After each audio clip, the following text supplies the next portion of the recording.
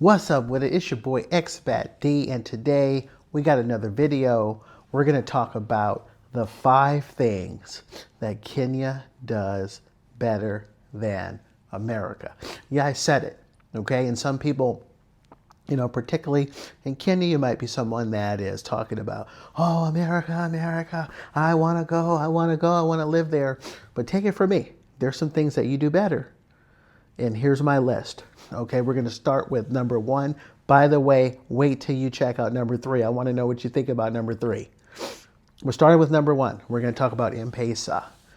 Okay, mobile money. Okay, like M-Pesa. So the one thing that impressed me about M-Pesa is how many people used it. Okay, the age group that used M-Pesa and how widely accepted it was. Why I say that? When you look at America, America primarily uses cash. They use debit cards, checks. But in terms of using mobile money, we have like Samsung Pay and we have Apple Pay, but it never really caught on. So it's very commendable that you have people that caught on with mobile money.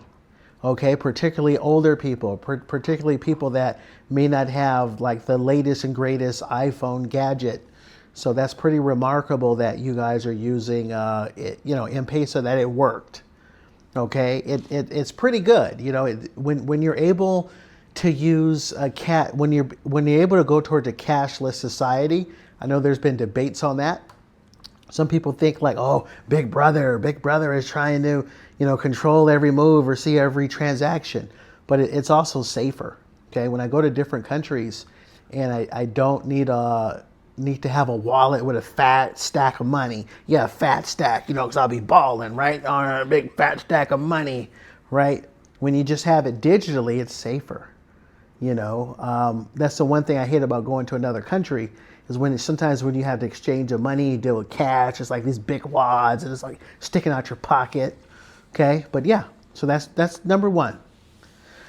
Number 2, community and social connectedness. Now here's the thing, particularly with number 2, that doesn't mean like we never had it in America. But if you're ever watching TV and you're seeing these people, these little sitcoms where like nobody has a job and everybody's like sitting around the living room or in a bar, they're ha ha ha, hee hee hee ha, hee hee hee ha ha, right? That's now this is really only looking like just TV.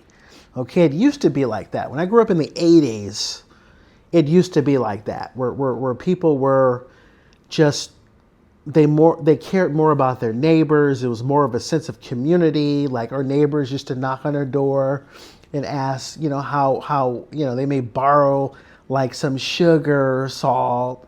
We depended on each other more.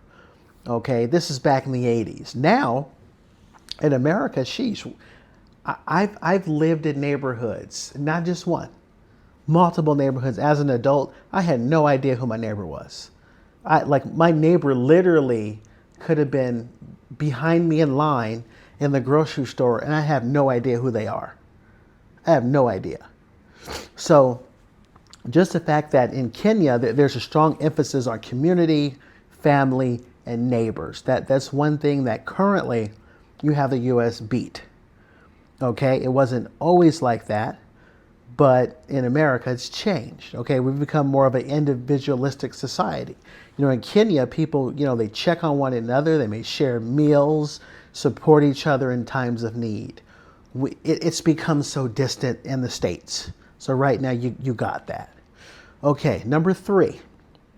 Number 3 is fresh food and organic eating. Okay, so in Kenya, you got fresh fruits, you have vegetables, meats. They're often farm to table. Okay, and they're more affordable. Okay, you got things like street markets and local farms that provide produce and things like that.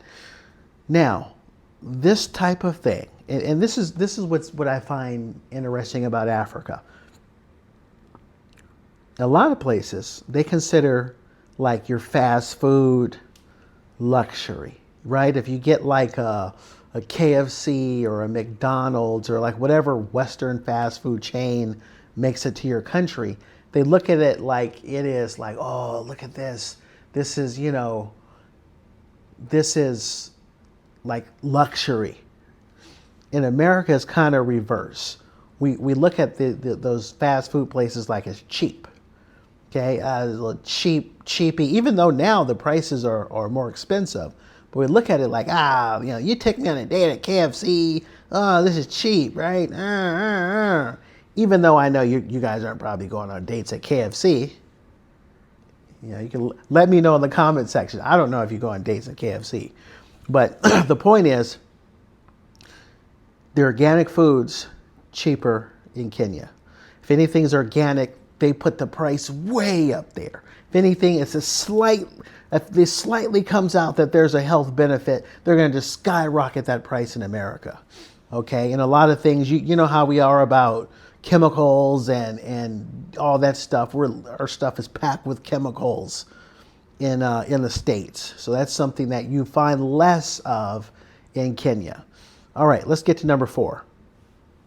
Public transportation and affordability.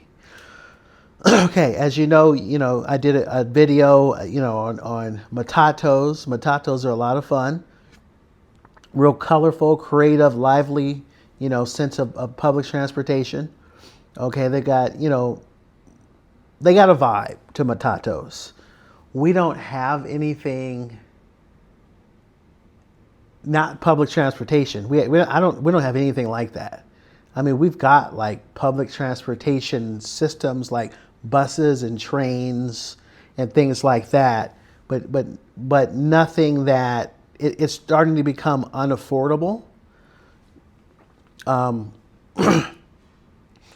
Here's the funny thing. You would think that if we have a traffic problem, I'm talking states here, not Kenya, but you think in the States, if there's a traffic problem, all you have to do, your big cities like in California, let's say, for example, and you tell people, okay, use public transportation and you make it cheaper, then people would say, now it makes more sense for me to use a train or a bus than it is to drive a car if the price is like 1/4 or 1/10 of the price. But if you drive or if you take a train, right, or a bus or something, they're making the price like this, very close to each other. So there's no benefit, right? At least the public transportation, you've got options that are cheap. Even the Ubers that I saw, pretty cheap in Kenya. So that's definitely public transportation. They've got that beat in, Kenya has America beat.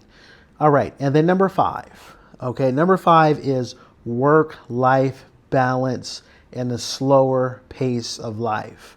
Okay, so many Kenyans, they embrace a more balanced lifestyle with less obsession over like constant work and productivity.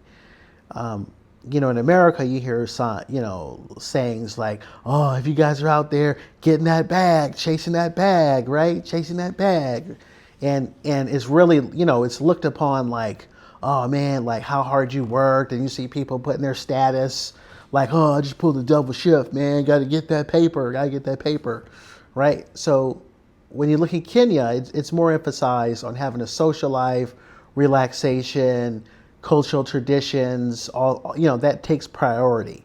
In America, we got that grind culture, okay, and workaholic mentality that can overshadow family time and overall well-being. If you think there's something that I left out, or if you think there's something that I'm incorrect on, let me know in the comments section, okay? One thing, just word to the wise. I've seen a lot of people that, in Africa, they're interested in moving to America, and there's nothing wrong with that. You might find yourself in a situation where your skills are more valuable there, but some things go overlooked.